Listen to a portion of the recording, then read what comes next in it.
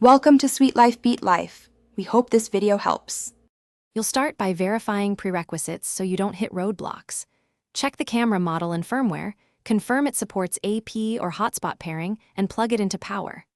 Next, put your phone or laptop on the same 4 GHz Wi-Fi network because many HD EOT cameras won't use 5 GHz.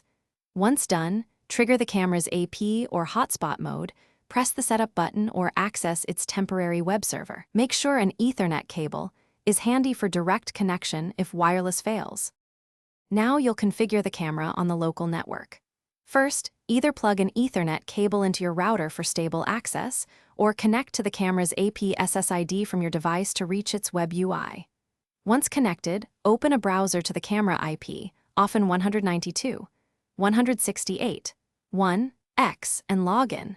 Enter your home Wi-Fi SSID and password, choose WPA2 security, and consider assigning a static IP to avoid future conflicts. Save settings and reboot. The camera should attempt to join your main network immediately.